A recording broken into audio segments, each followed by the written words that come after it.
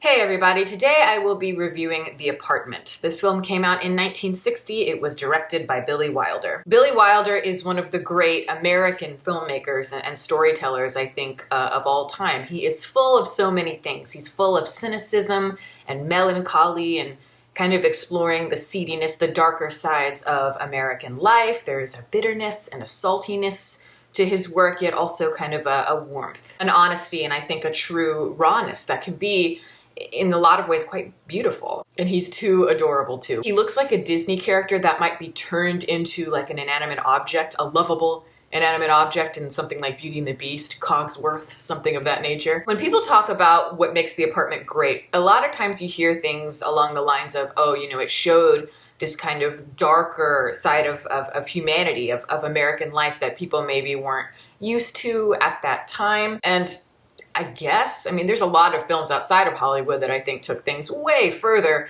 And even in Hollywood, I don't think that this is necessarily something that unique for 1960. But I don't think that that's particularly an interesting talking point, just because, again, everybody talks about it and it's kind of stating the obvious to me. And, like I could write a script full of taboo subjects, to kind of throw people off, and yet it can still be fundamentally incoherent and disorganized, lacking true perception. I think revealing a lot of dark side symbolically can sometimes be illuminating, but then at other times it can be kind of where you're resorting to gimmicks to be able to gain that emotional potency, and I find that kind of cheap a lot of the time. But this film does talk about, I guess, a lot of taboo subjects for, I think, very surface level society. But the difference here, I think what makes The Apartment so great is the simplicity to the story and how they focus on very key elements and don't ever waver from that.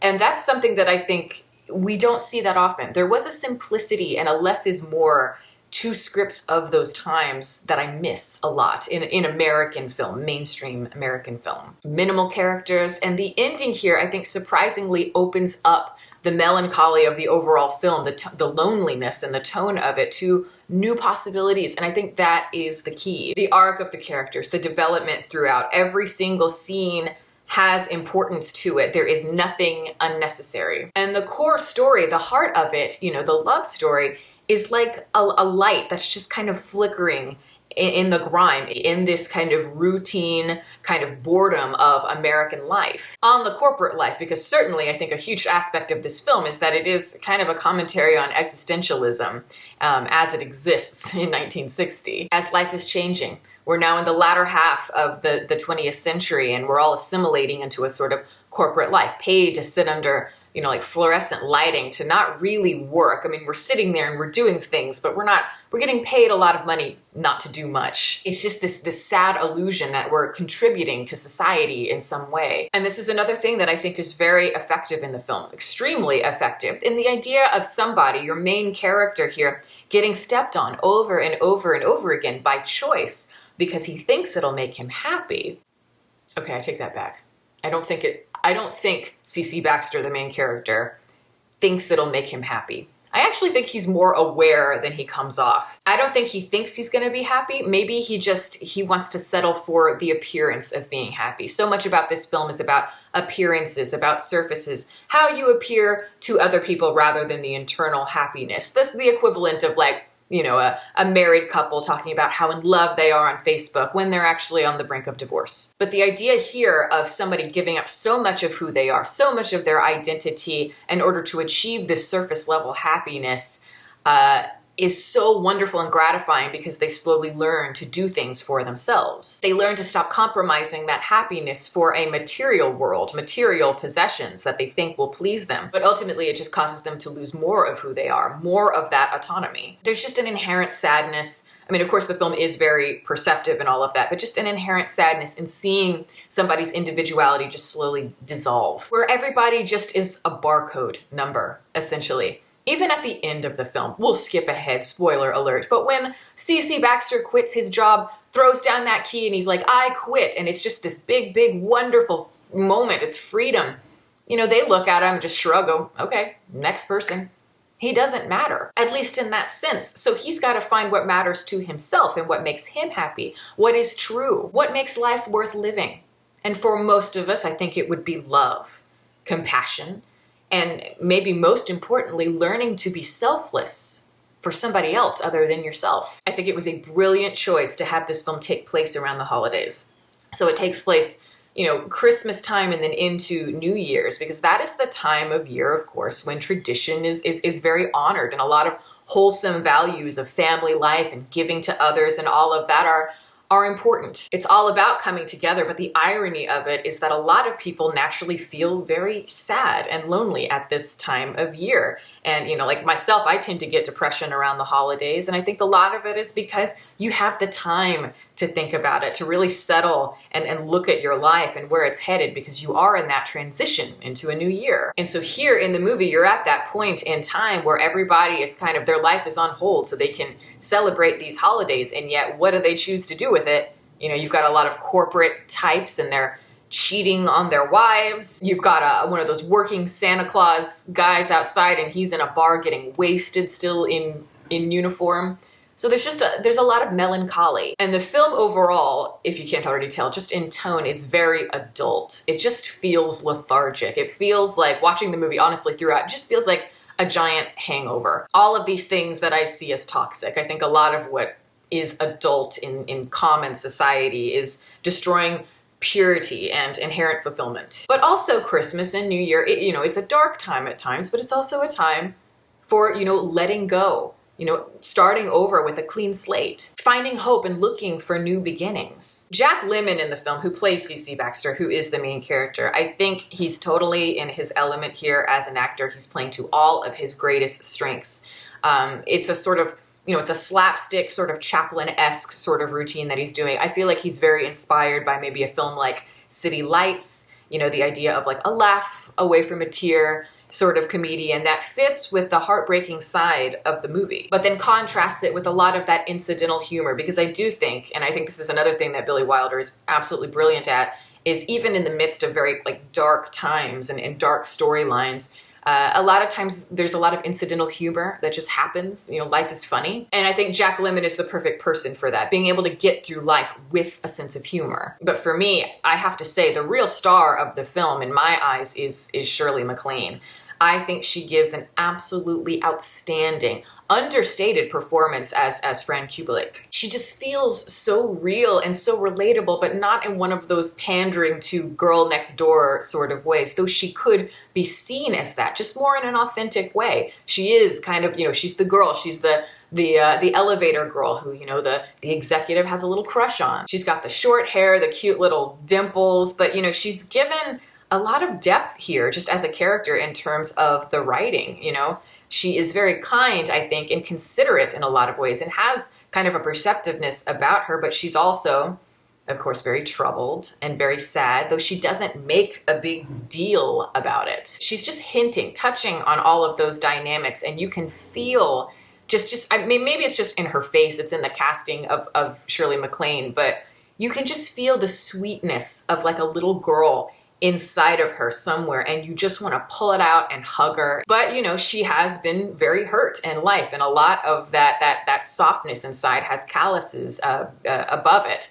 And she's got a sort of self-deprecating tone in the way that she talks, and sadness in her eyes as well. And that more raw, that more subtle performance, to me, it works brilliantly in contrast to Jack Lemmon and all of his energy that he has. And I think that is what's so great about the two of them. It's an opposites attract sort of situation, and they find a perfect balance. And there's such a beauty to that love story. This is honestly one of my favorite love stories in American film, I think, of all time. And I think why it touches me so much is because what I said, this film, it feels very adult. It feels like a hangover. And when you're an adult, especially when you've lived life a little bit, the colors just sometimes seem a little bit dimmer. And you look for those moments that remind you of the past, this kind of romanticized idea of maybe first loves or excitement and all of that. But you've got to realize the older you get, that you're not going to have the same reaction to things. It's not going to be so free and romanticized. And you've got to be willing to be okay with that. It's like if you got your heart broken years ago, you're going to love again. It's just going to be different. It's going to be different, but that's okay. It's not going to be in the way that society has packaged for you or told you it's going to be necessarily. But I think with a darker sort of edge and more of a cynicism and knowing a little bit more about life, I think that allows you to have a new, more mature happiness. And this is something I think Fran really has to learn throughout the movie. I think she has an idea of what she thinks happiness is, just like, you know, Baxter has an idea of what he thinks his happiness is going to be. But they're looking in the wrong places for it. And that's where they find that happy medium and they're brought together. And I think for her especially, she's got to realize sometimes the love you think you want is not right there on the surface. Sometimes it's in unexpected places. You might have to do a double take because you dismissed it initially. Matthew Weiner, who wrote and directed the show Mad Men, which is, you know, one of my favorite shows. I love that he was so heavily inspired by this film, and he wanted, I believe he wanted the cast and crew to watch the film before they began shooting.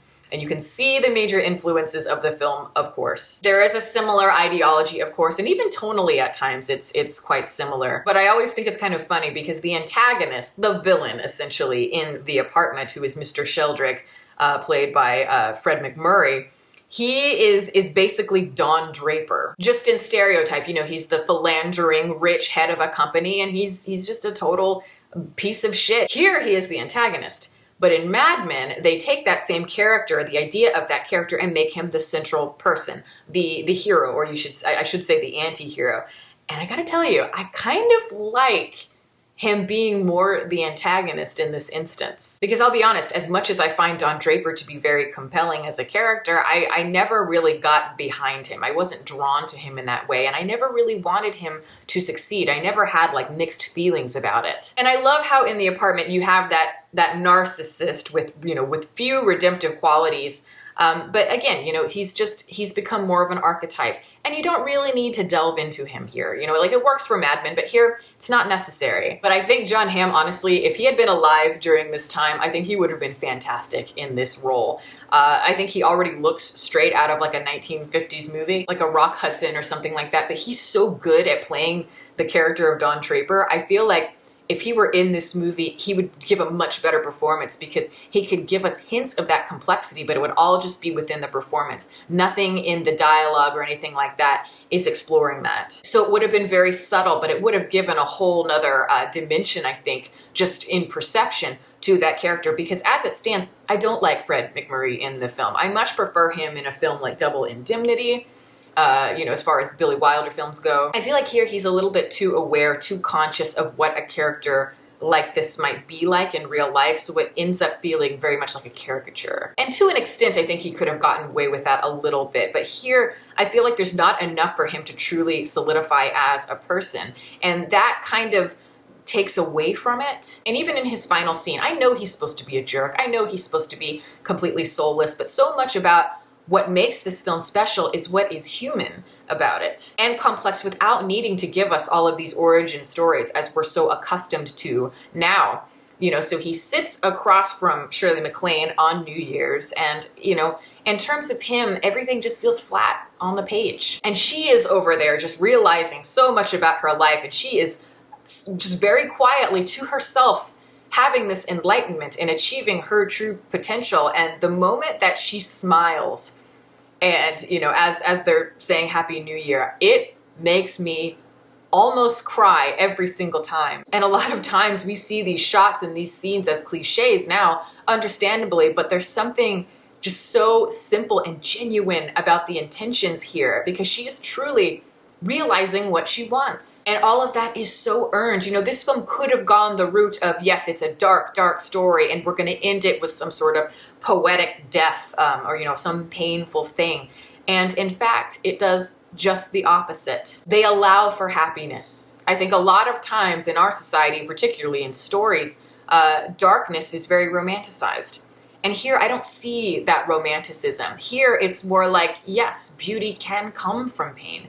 Believe it or not, there is such thing as happiness, though it's hard for us to know that because society keeps reinforcing how painful life is. And humor is often a defense mechanism for pain. So it all, I think, ties together. An inherent part of it is because it's so illuminating about what is important in life, and that's just simple love. And more importantly, what happens when you give yourself permission to live and to love.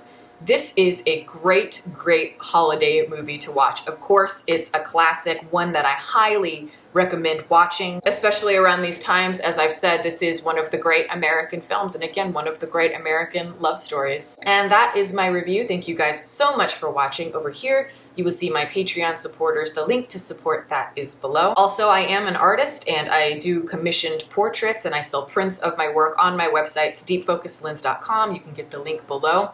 If you are a Patreon supporter already, I do have discounts up until December 20th, holiday discounts if you're interested. And you can check out all the social media information below that. You can watch more videos here and you can subscribe if you want to. Catch you next time.